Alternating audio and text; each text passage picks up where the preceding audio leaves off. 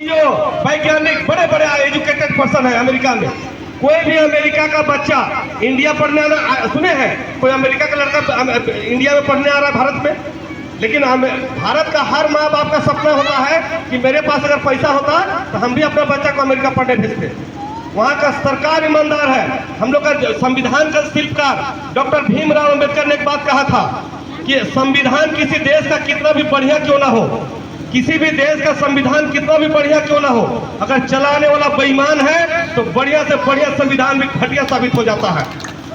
तो यहाँ का शासक वर्ग वही लोग है जो सैकड़ों साल पहले हमारा दादा परदादा को, हमारा पूर्वज को अनपढ़ गंवार जाहिल बना कर रखा था, छुआछूत और भेदभाव में धकेल के और हमको पढ़ने नहीं दिया, हमारे माताओं बहनों का पढ़ने का अधिकार नहीं दिया, हमको धन संपत्ति रखने का अधिकार नहीं दिया, वोट देने का अधिकार नहीं दिया। डॉक्टर भीमराव अंबेडकर ने, जो एक दलित का बच्चा था, उन्होंने समता का अधिकार तो दे दिया, लेकिन सत्ता किसके पास चाबी था? इन्हीं बेईमान लोगों के साथ था जो हमारे पूर्वजों को पैरों तले कुचलने का काम किया था। इसलिए आज तक देश को न्याय नहीं मिल पा रहा है। इसके खिलाफ लड़ना बहुत जरूरी है। इलाज के लिए बता रहे हैं, अभी आयुष्मान कार्ड के बात आप लोग कर रहे हैं, आयुष्मान कार्ड मिल गया। अब जाके देखिए हॉस्पिटल में क्या स्थिति है। ये बीमारी में नहीं होगा, वो बीमारी में नहीं होगा, इतना ही होगा। और अगर जल्दी हो भी गया तो अगर आपका इलाज में अगर 20,000 खर्चा होता है आप तो बहुत खुश हो जाते हैं, आप नरेंद्र मोदी जिंदाबाद के नारा लगाते हुए चलाते हैं। लेकिन वो हॉस्पिटल वाला 2,20,000 का बिल बनाया है आपके नाम से, और वो जाके केंद्र सरकार का पैसा को मंगवा के अपना हॉस्पिटल को दिन दुगुनी रात चौगुनी तरक्की कर रहा है। वो पैसा किसका बाप का है? वो हमारे द्वारा दिए हुए टैक्स का पैसा है। लेकिन इस बात को समझने के लिए कोई तैयार नहीं है। हम लोग बात कितने जानते हैं? 5 लाख जिस लगता है बाप घर से दे रहा है। भैया ये राज्य यार ये देश हमारा है, इलाज बिल्कुल फ्री होना चाहिए। जब हमारा पार्टी जीतेगी तो मैं आप लोग को बता रहा हूँ, चाहे भगवान ना करे किसी का ब्रेन हेमरेज हो जाए, किसी का किडनी फेल हो जाए, आज 50 लाख रुपए 40 लाख रुपए जब डॉक्टर का बिल बन जाता है और बोल देता है कि अगर 25 लाख जमा नहीं करिएगा तो आप अपना माँ बाप को ले जाइए घर में।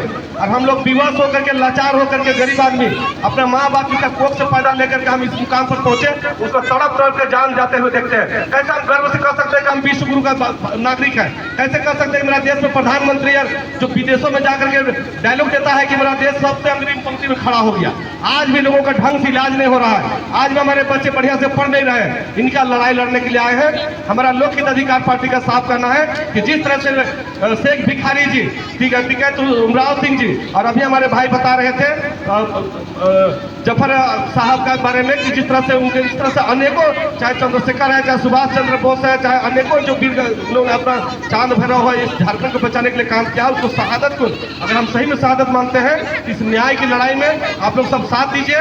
हम लोग अपने झारखंड के लोग, अपने घर के लोग, जब तक हम लोग एकजुट नहीं होइएगा, जब तक सामाजिक न्याय के लिए संकल्प न लीजिएगा, कोई बाहरी लोग, कोई मने पूंजीपति लोग आपके साथ कभी न्याय नहीं कर सकता, कभी घोड़ा घास से दोस्ती नहीं करता। वो जानता है कि यही लोग के माध्यम से हमको समाज जीतना है। और जब तक ये गरीब बन के रहेगा, जब तक अनपढ़ बन के रहेगा, जब तक लाचार विवश और मजलूम बन के रहेगा, तभी हमारा दाल गलेगा, तभी हम नोटों का गड्डी फेंक करके और गली नली गाडवाल का आश्वासन दे करके हम चुनाव में जीत सकते हैं।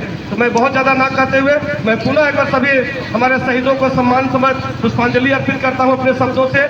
और आए हुए सभी अतिथियों को, माता बहनों का, ये हम लोग का जो आदत लगा हुआ है फ्री में लेने का, फ्री में खाने का, इसे बाज जाइए और अपने हक अधिकार को समझिए। अपने झारखंड को बचाने के लिए, अपने बाल बच्चों का भविष्य को बचाने के लिए और अपने अधिकार की लड़ाई लड़ने के लिए आप लोग एकजुट होइए। इन्हीं संकल्पों के साथ आप सभी लोगों को, आए हुए लोगों को मैं अभिनंदन और नमन करते हुए एक बार आप लोग नारा चाहते हैं, झारखंड समृद्धि, सामाजिक न्याय जिंदाबाद, सामाजिक न्याय जिंदाबाद, भारतीय संविधान जिंदाबाद, भारतीय संविधान जिंदाबाद, जय झारखंड। बहुत बहुत धन्यवाद। बहुत बहुत शुक्रिया हमारे लोक हित अधिकार पार्टी के और रांची लोकसभा के उम्मीदवार, जो कि इस बार हम लोग सब मिलके इनको लोकसभा में भेजने का काम करेंगे। और अगर इनकी पार्टी जीत गई तो सबको फ्री शिक्षा यानी फ्री में पढ़ाई, हर बच्चा को फ्री में पढ़ाई और स्वास्थ्य, जो कि बीमारी किसी का होता है फ्री में इलाज, ये इनका संकल्प है। तो इन्हें जिताने का भी काम करेंगे।